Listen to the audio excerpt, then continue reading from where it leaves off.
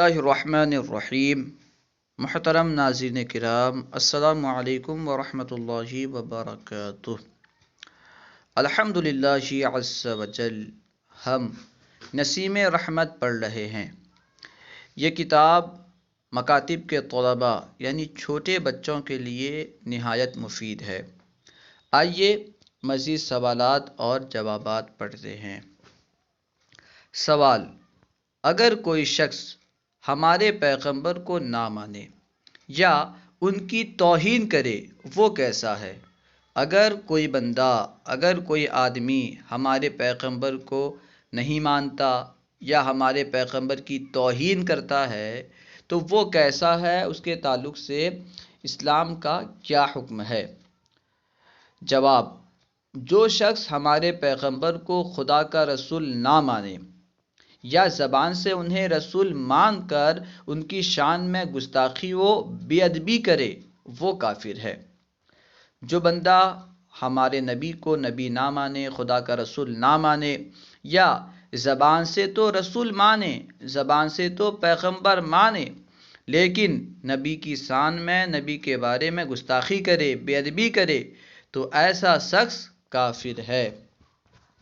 سوال: اللہ تعالیٰ نے حضرت محمد مصطفیٰ صلی اللہ علیہ وسلم کو اعلان نبوت کا کب حکم دیا؟ یعنی اللہ تعالیٰ نے کب یہ حکم دیا، اے محبوب آپ نبی ہونے کا اعلان فرما دیجئے؟ جواب: 40 برس کی عمر میں۔ جب نبی پاک صلی اللہ علیہ وسلم 40 سال کے ہوئے تو اللہ تعالیٰ نے حکم دیا کہ اے محبوب آپ نبی ہونے کا اعلان فرما دیں۔ ایسے تو ہمارے نبی صلی اللہ علیہ وسلم حضرت آدم علیہ السلام سے پہلے بھی نبی ہیں، مگر آپ نے نبی ہونے کا اعلان کب کیا؟ جب آپ 40 سال کے ہوئے، کیونکہ اس سے پہلے اعلان نبوت کا حکم نہیں آیا تھا۔ اس سے پہلے اللہ کی طرف سے یہ حکم نہیں آیا تھا کہ آپ نبی ہونے کا اعلان کریں، جس کی وجہ سے نبی پاک نے نبی ہونے کا اعلان نہیں کیا۔ 40 سال کی عمر میں اللہ کا حکم آیا کہ آپ نبی ہونے کا اعلان کریں تو نبی پاک نے نبی ہونے کا اعلان کیا کہ میں نبی ہوں، اللہ کا رسول ہوں۔ سوال: ہمارے پیغمبر تمام عمر کہاں رہے؟ جواب: 53 سال کی عمر تک اپنے شہر مکہ معظمہ میں رہے۔ نبی پاک صلی اللہ علیہ وسلم 53 سال تک مکہ معظمہ میں رہے۔ اس کے بعد وہاں سے ہجرت کر کے مدینہ منورہ چلے گئے۔ 53 سال کے بعد نبی پاک مکہ سے مدینہ چلے گئے، کیونکہ مکہ کے کفار نبی پاک پر ظلم و ستم کر رہے تھے، نبی پاک کو قتل کرنے کی سازش رچ رہے تھے، جس کی وجہ سے نبی پاک 53 سال کی عمر میں مکہ چھوڑ کر مدینہ کی طرف ہجرت فرما گئے اور 10 برس تک وہاں رہے، یعنی مدینہ شریف میں 10 برس تک رہے۔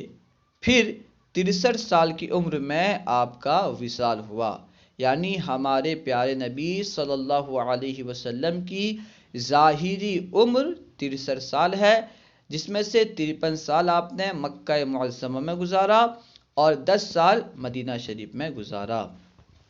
سوال: ہمارے پیغمبر کا مزار شریف کہاں ہے؟ جواب: مدینہ منورہ میں۔ ہمارے پیارے پیارے آقا صلی اللہ علیہ وسلم کا روضہ مبارک مزار شریف کہاں ہے؟ مدینہ شریف میں۔ اس لیے ہر عاشق رسول مدینہ جانے کی تمنا کرتا ہے، کہتے ہیں نا، دکھا دے یا الہی وہ مدینہ کیسی بستی ہے جہاں پر دن رات اور دن تیری رحمت برستی ہے۔ سوال: جس عمارت میں آپ کی قبر شریف ہے اس کو کیا کہتے ہیں؟ جس عمارت میں نبی پاک صلی اللہ علیہ وسلم کی قبر شریف ہے اس کو کیا کہتے ہیں؟ جواب: گنبد خضرا۔ خضرا کا معنی ہوتا ہے سبز، ہرا، تو کیونکہ وہ گنبد ہرا ہے جس کی نسبت سے اسے گنبد خضرا کہا جاتا ہے۔ سوال: گنبد خضرا میں اور بھی کسی کی قبر ہے؟ کیا گنبد خضرا میں کسی اور کی بھی قبر ہے؟ جواب، جی ہاں، حضرت ابو بکر صدیق اور حضرت فاروق اعظم رضی اللہ تعالیٰ عنہما کی قبریں ہیں۔ گنبد خضرا کے اندر نبی پاک کے ساتھ ساتھ حضرت ابو بکر صدیق اور حضرت فاروق اعظم ان دونوں کی قبریں بھی ہیں۔ سوال، کیا نبی و رسول بھی اپنی قبر میں سڑ گل کر مٹی میں مل جاتے ہیں؟ جس طرح عام انسان مرنے کے بعد سڑ جاتا ہے، گل جاتا ہے، مٹی میں مل جاتا ہے، کیا نبی اور رسول بھی اپنی قبر میں سڑ گل کر مٹی میں مل جاتے ہیں؟ جواب، ہرگز نہیں، وہ اپنی قبر میں زندہ ہیں۔ انبیاء کرام، نبی، رسول وغیرہ اپنی قبر میں زندہ ہیں، اپنی امت کا حال جانتے ہیں۔ نبی کی امت کیا کر رہی ہے نبی جانتے ہیں۔ ہماری نیکی اور بدی کا انہیں علم ہے۔ ہم نیکی کرتے ہیں یا برائی کرتے ہیں، اس کا علم بھی ہمارے نبی کو ہے۔ آپ سوچیں، جب ہم کوئی برائی کر رہے ہوں اور نبی پاک کو اس کا علم ہو تو نبی پاک کو کتنا برا لگتا ہوگا کہ جس امت کے لیے میں نے راتوں رات رویا، میں رات رات رو کر گزارا اور میری وہ امت گناہ کر رہی ہے۔ اس لیے گناہ سے باز رہیں، گناہ سے بچتے رہیں۔ ہم کوئی بھی گناہ کریں گے وہ نبی پاک سے پوشیدہ نہیں ہے، نبی پاک اسے جانتے ہیں۔ ہماری نیکی اور بدی کا انہیں علم ہے۔ فرشتے ان کی خدمت میں حاضر ہوتے ہیں۔ ہر دن صبح 70,000، شام 70,000 فرشتے حاضر دیتے ہیں۔ اس کے علاوہ اور بھی بہت سارے فرشتے آتے ہیں۔ ہر دن صبح 70,000 اور شام میں 70,000 فرشتے آتے ہیں، اور جو فرشتہ ایک مرتبہ نبی پاک کی بارگاہ میں آ گیا وہ پوری عمر حاضر کے لیے تڑپتا ہے مگر اسے موقع نہیں ملتا۔ اور ہماری آواز بھی سنا کرتے ہیں، انبیاء کرام، نبی ہماری آواز بھی سنا کرتے ہیں، سنتے ہیں۔ سوال، اللہ تعالیٰ نے ہمارے پیغمبر پر جو کتاب اتاری اس کا نام کیا ہے؟ ہمارے رسول پر، ہمارے نبی پر جو کتاب اتری، اللہ تعالیٰ نے جو کتاب اتاری اس کا نام کیا ہے؟ جواب، اس کتاب کا نام قرآن مجید ہے۔ آج جو ہم قرآن مجید کی تلاوت کرتے ہیں یہ قرآن پاک ہمارے پیارے پیارے آقا صلی اللہ علیہ وسلم پر نازل ہوئی۔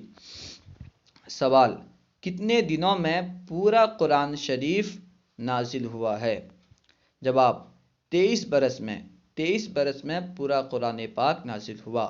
23 برس میں تھوڑا تھوڑا کر کے نازل ہوا ہے، کیونکہ نبی پاک نے نبی ہونے کا اعلان کیا 40 سال میں، اور آپ کی ظاہری عمر 63 سال ہے، تو 40 سے 63 اس میں جو ہے 23 برس بنتا ہے، 23 سال بنتا ہے، تو 23 سال تک تھوڑا تھوڑا قرآن پاک نازل ہوتا رہا۔ اس طرح 23 برس میں پورا قرآن پاک نازل ہوا۔ سوال، قرآن شریف کس طرح نازل ہوتا تھا؟ قرآن شریف کس طرح اترتا تھا؟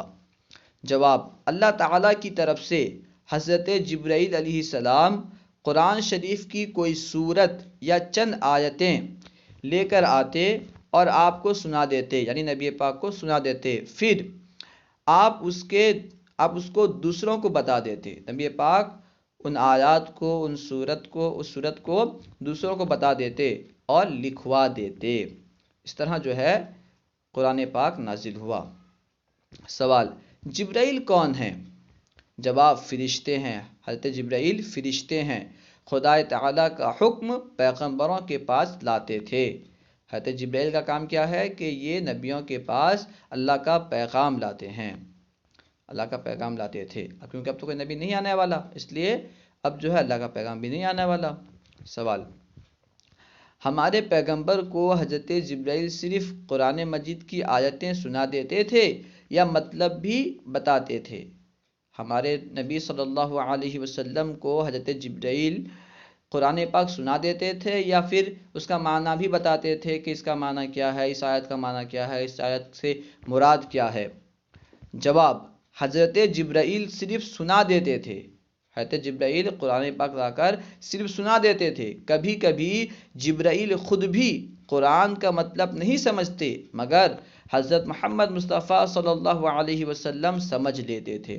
کبھی کبھی ایسا ہوتا کہ حضرت جبرائیل جو کہ قرآن لانے والے ہیں انہیں بھی معنی سمجھ میں نہیں آتا، مطلب کیا ہے نہیں معلوم، مگر نبی پاک اس کا مطلب سمجھ لیتے۔ سوال: کیا ہمارے پیغمبر صلی اللہ علیہ وسلم کا علم حضرت جبرائیل سے بھی زیادہ ہے؟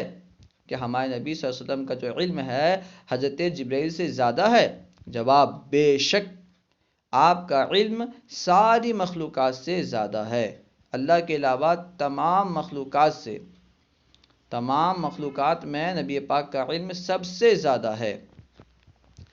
آپ کو اللہ تعالیٰ نے تمام علوم کی کنجی عطا فرمائی ہے، نبی پاک کو اللہ تعالیٰ نے تمام علوم کی کنجی عطا فرمائی ہے۔ سوال: کیا ہمارے پیغمبر چھپی ہوئی باتوں کو بھی جانتے ہیں؟ جو بات چھپی ہوئی ہے، کسی پر ظاہر نہیں ہے، کہ نبی پاک چھپی ہوئی باتوں کو بھی جانتے ہیں؟ جواب: ہاں، ہمارے پیغمبر اللہ تعالیٰ کے بتانے سے ظاہر اور کھلی یعنی شہادت، چھپی اور غائب یعنی غیب کی تمام باتیں جانتے ہیں، چاہے باتیں ظاہر ہوں یا چھپی ہوئی ہوں۔ ہمارے نبی اللہ کے بتانے سے تمام باتیں جانتے ہیں۔ ہمارا عقیدہ یہ ہے کہ اللہ کے بتانے سے ہمارے نبی جانتے ہیں، خود سے نہیں جانتے۔ خود سے جاننا الگ ہے اور اللہ کے بتانے سے جاننا الگ ہے۔ اللہ تعالیٰ کے پاس جو علم ہے وہ اپنا خود کا علم ہے، اللہ کو کسی نے نہیں بتایا، لیکن ہمارے نبی کو اللہ تعالیٰ نے بتایا۔ سوال: اچھا اب یہ تو بتائیے کہ مسلمان اپنے خدا کی بندگی کیسے کرتا ہے؟ جواب: نماز پڑھتا ہے، روزہ رکھتا ہے، اپنے مال کی زکوٰۃ دیتا ہے اور حج کرتا ہے۔ نماز پڑھنا عبادت ہے، روزہ رکھنا، مال کی زکوٰۃ نکالنا، حج کرنا، یہ سب اللہ کی عبادات ہیں۔ مسلمان ان کو انجام دے کے اللہ کی عبادت کرتا ہے۔ سوال: نماز پڑھنے سے پہلے جو لوگ ہاتھ منہ دھوتے ہیں اسے کیا کہتے ہیں؟ نماز پڑھنے سے پہلے آپ نے دیکھا ہوگا کہ مسجد کے باہر بہت سارے لوگ ہاتھ منہ وغیرہ دھوتے ہیں، تو یہ جو ہاتھ منہ دھوتے ہیں اسے کیا کہتے ہیں؟ جواب: اس کو وضو کہتے ہیں۔ بغیر وضو کے نماز نہیں ہوتی، وضو کیے بغیر نماز نہیں ہوتی۔ سوال: وضو کرنے کا کیا طریقہ ہے؟ وضو کس طرح کرتے ہیں؟ جواب: پہلے بسم اللہ پڑھے، وضو کرنے سے پہلے کیا پڑھے؟ بسم اللہ پڑھے، پھر دونوں ہاتھوں کو کلائی تک 3 بار دھوئے۔ بسم اللہ پڑھنے کے بعد دونوں ہاتھوں کو کلائی تک 3 بار دھوئے، پھر اس کے بعد 3 مرتبہ کلی کرے، اس کے بعد جو ہے 3 مرتبہ کلی کرے۔ مسواک نہ ہو تو انگلیوں سے دانت صاف کرے، اگر مسواک نہیں ہے تو انگلیوں سے دانت صاف کرے، پھر 3 بار ناک میں پانی ڈال کر بائیں ہاتھ کی انگلی سے صاف کرے، دائیں ہاتھ سے 3 بار ناک میں پانی ڈالے اور بائیں ہاتھ کی انگلی سے ناک صاف کرے، پھر پورے چہرے کو 3 مرتبہ دھوئے، ناک میں پانی ڈالنے کے بعد پورے چہرے کو 3 بار دھوئے۔ اس کے بعد دونوں ہاتھ کہنیوں سمیت 3 بار دھوئیے، اس کے بعد جو ہے دونوں ہاتھ کہنیوں سمیت 3 بار دھوئے۔ اس کے بعد سر کا مسح کرے، ہاتھ دھونے کے بعد سر کا مسح کرے، پھر گردن کا مسح کرے۔